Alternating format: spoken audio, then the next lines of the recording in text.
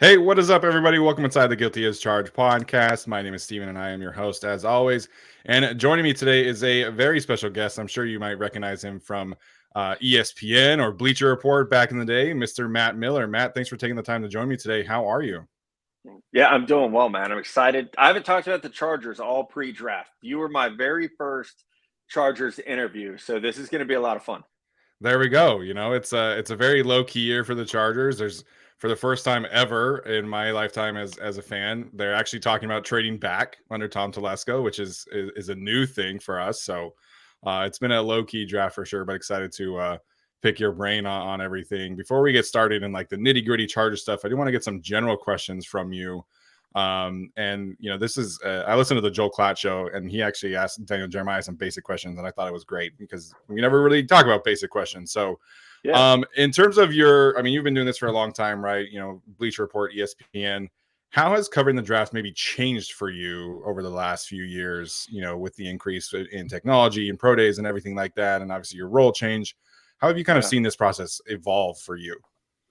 Oh wow, that's we could spend all of our time on that alone. So my first draft was 2011. So Cam Newton was my first draft, and I That was at that Bleacher class was Report. stacked.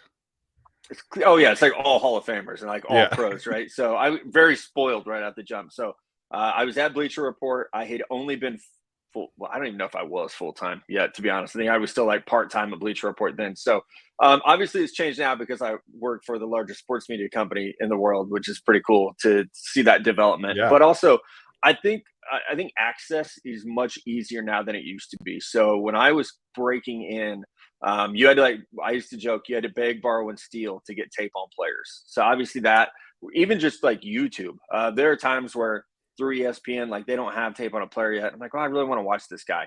I hop on YouTube and watch cut ups of anyone I want. And sometimes it's actually faster to go about that way. So I think Mhm. access has been easier.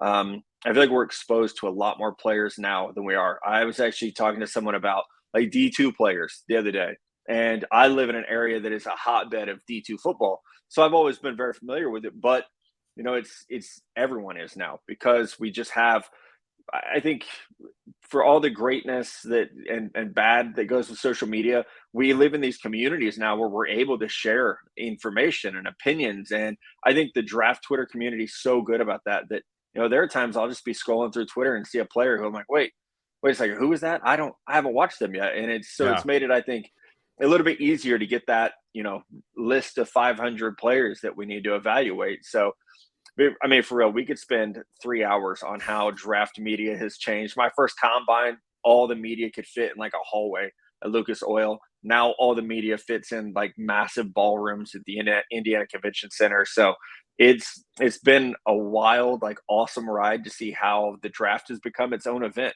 When I left Bleacher Report in 2021, the draft was the third most popular sport at ESPN behind Oh my the gosh. NFL and the NBA. So in terms of like what users subscribe to in the app, what people watch, the draft was the its own sport basically. So it's been awesome to see the fans really rally around the draft and make it its own tentpole event. That's crazy when you put it like that too. I mean, like I know for Yeah, us as Chargers fans, the draft is frankly as sad as it is, kind of like our Super Bowl, right? Like because everything is all positive. yeah, And so, I've seen, in my short time kind of really focusing in on media that, like you said, it's grown a ton over the years.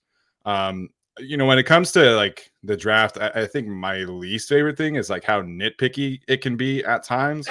And I'm yeah. guilty of that myself. And we always hear like, "Oh, this is a bad whatever class. This is a bad receiver class. This is a bad linebacker class." And like I said, I'm guilty of that myself. So I'll ask you, what's your favorite part of this specific draft class? Yeah, so real quick, I'm guilty of that as well, and I'm very glad you bring that up because it's something I have like vowed to do better at. And here's the thing, like you still have picks that you have to use. So even if Yeah, it's a bad linebacker class or it's a bad offensive guard class, you all still got to make your pick. So go find good players. It's the yeah, job for me to it's my job to find good players to share with fans and readers and viewers. The scouts' job to find those for their team. So one thing I love about this class is the corner group. mm, Not just the top tier guys like Devon Witherspoon, Christian Gonzalez, Joey Porter Jr. They're studs, right? They're so good. But I think it's been also fun to watch players like I'm a big DJ Turner fan from Michigan. So to watch, the kind of opinion around him shift post combine and as people dig into film more, and or Julius Brents from Kansas State, who pops at the Senior Bowl, and then you just watch him have this, kind of steady climb as more people start to talk about him. So I really like this cornerback class. You probably could have looked back in like August and said, yeah, it looks like a good corner group, but I feel like it's guys that Mhm. we weren't talking about. We were talking about Keely Ringo and Cam Smith, and they're still really good players, but Witherspoon and Gonzalez, we're really climbers throughout the process, and now I think we have a really good round 2 and round 3 group of corners. So it's such a good group.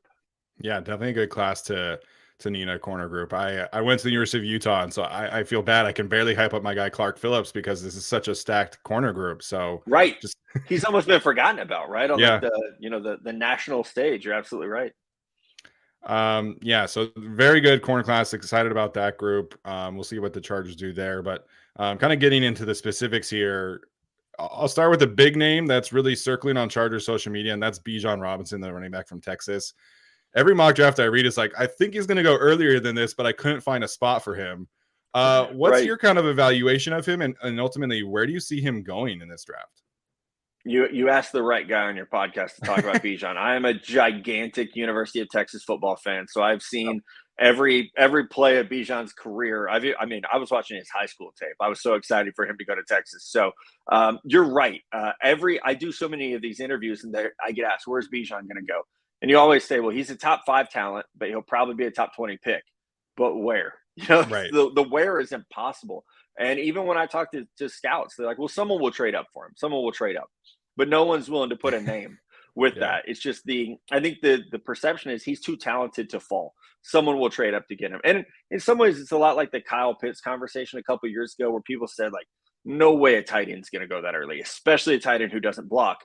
But the other side of it was this guy's too talented to fall. And he obviously ended up going number 6 overall, 5 Mhm. overall to the Atlanta Falcons. So I don't think Bijan will go that early, but he is a tremendous do-it-all back, and I think he is the answer to a team's running back problems because he's a power back with breakaway speed who has amazing hands, and that is so hard to find. So, I mean, running back by committee is in vogue right now. Bijan takes that away. Like your number 2 running back is not doing a whole lot when you have him on the field. Yeah. He's not a guy you want to take the ball out of his hands.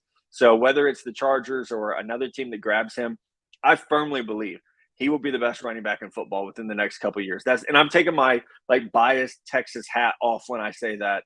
I don't think I've ever seen a player that has not only his blend of power and balance, pass catching ability, speed, but then you add in the off field, which is everyone you talk to says like this is one of the greatest people I've ever worked with.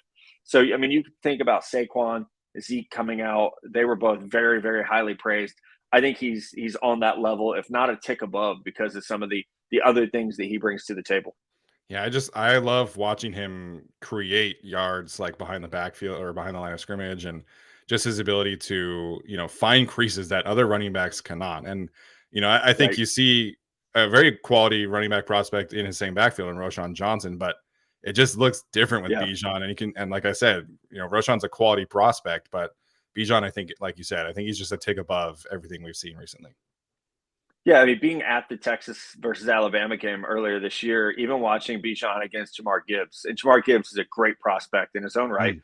There's a difference in those two. Gibbs is such a great receiver, and he's this kind of smaller slasher back, and Bijan is just a bulldozer. That has a second gear. It's a bulldozer that can actually outrun you, and that's just it doesn't exist. I mean, I know Derrick Henry is that. Bijan's obviously not that powerful, but he brings an agility element to the game that Mhm. Henry just doesn't have.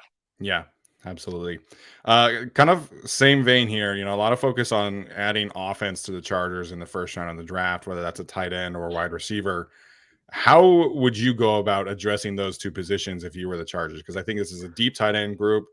Obviously, it Yeah, seems like a generally, not as top heavy receiver group. yeah. So if you needed a receiver and a tight end in this draft, kind of what would your process be, if you were the Chargers? Yeah, I go receiver in the first round. I mean, assuming that there's still value there. If we see Jackson Smith the Jig was going to be gone. If we see teams grab Zay Flowers and Jordan Addison, then maybe and Jalen Hyatt, maybe you start to have a different conversation. But I think Hmm. assuming that one of those guys are on the board, I like the value of tight ends in round two a lot better. Dalton Kincaid and Michael Mayer are in that mix. Which tight end's going to go first? They're both incredibly talented. I know you said you're a Utah guy. You know how good Kincaid is after the catch Yeah. and all the beautiful things he can do. But the drop off, in my opinion, from those guys to a Luke Musgrave from Oregon State, Sam Laporta from Iowa, there's a lot of really good tight ends. Darnell Washington from Georgia probably going to be gone by the second round, but it is such a good tight end class that I feel like the way you would probably want to stack your draft is like imagine you can get Jordan Addison, who's just this great route runner, sure-handed receiver, very very poised, not super top end fast, but you guys have had a great wide receiver who's very similar to that in Keenan Allen. Hmm. So you could get Jordan Addison in round one. If you could get Luke Musgrave in round two, like boom, there you go. You're solid, right? You've got your answers right there. So I think that you have better value as opposed to going Dalton Kincaid in round one and then in round two at receiver, you're like, man, is Marvin Mims going to be available? Are we looking at a Cedric Tillman? Are we looking at Rashee Rice? Because I think the drop off there, you're starting to get at some deficiencies with those players.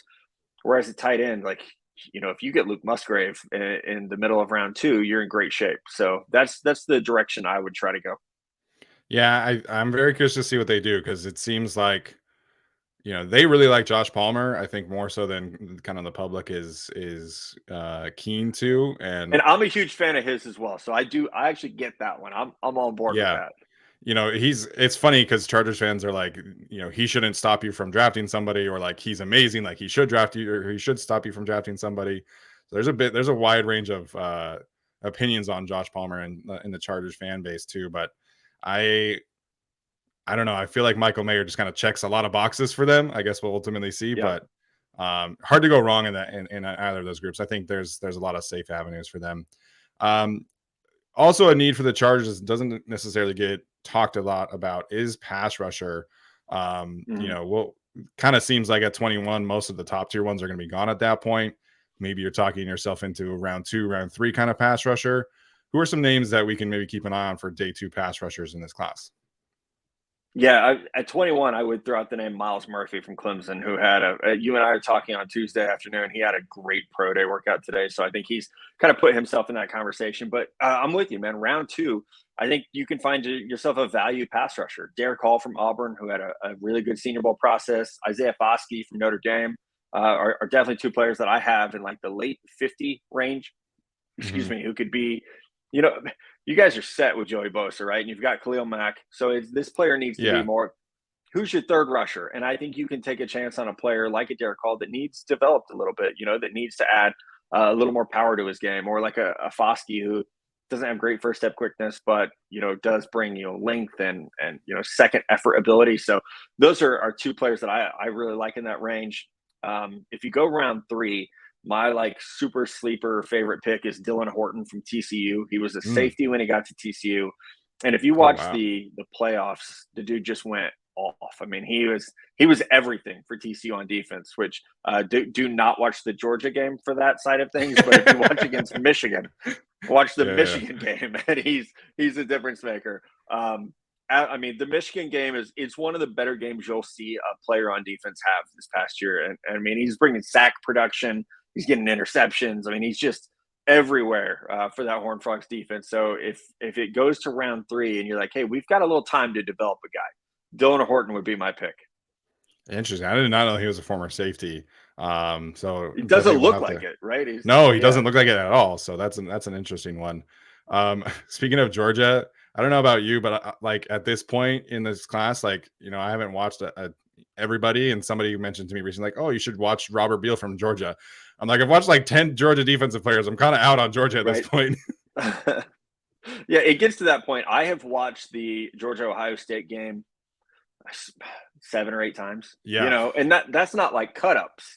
That's the game. So yeah, you definitely do get to a point in this process where my son is 9 and he's always like wants, which is great. Like he wants to watch games with me, but we will get in the habit of watching the same games because he knows those players. So yeah. it's like, buddy, I don't think we need to watch CJ Stroud anymore. Like we're good on CJ Stroud. We can move on to someone else. So Robert Beal is another interesting one though, especially I mean if you wanted a stand up rusher, I think I have him early day three. But if you wanted a guy who's going to be a stand up, off the edge player. I mean, he could definitely be a fit. There you go. That was a nice transition there. All Yeah. right, last question here for me, Mag. We'll get you out of here. Who are some of your, Jordan Reed was pointing this out the other day, the gold star players, like outside of the top 50, Yeah. maybe players that you're definitely putting your name on in this class? Yeah, I need to go do that. Jordan does that every year, and I've never Yeah, wanted to steal the idea, but damn it, it's such a good it's idea such a that good idea. 100%. yeah, yeah. So Dylan Horton, I'm claiming him. So send this to Jordan. Tell him hands off. I would say Christopher Smith, the Georgia safety. He's not very big. He's not very fast. I love the way he plays, and it's so easy for me to root for him. Dan Henley, the linebacker from Washington State, although he might be like fringe top 50, so that I might be cheating a little bit there. We'll I count it. love We'll count it. Charlie Jones. You'll count him. Okay, thank you. Charlie Jones, the receiver at Purdue. This dude was at Iowa, where they just don't throw the football, but he had played Pee Wee ball with Aiden O'Connell. So he's like, you know what, I'll go to Purdue. And I mean, the first 6-7 weeks of the season, he was the best receiver in college football. So I'm a big Charlie Jones fan. There we go. I didn't all these connections, man. This is why you guys are the best. I had no idea he played Pee Wee football with Aiden O'Connell. So You can tell I'm doing draft prep work because it's all background. Like I've watched film for 9 months, and now it's yeah, like, what did this guy major? What does his mom do for a living? It's all those little nuggets that make the difference. I love it. I love it.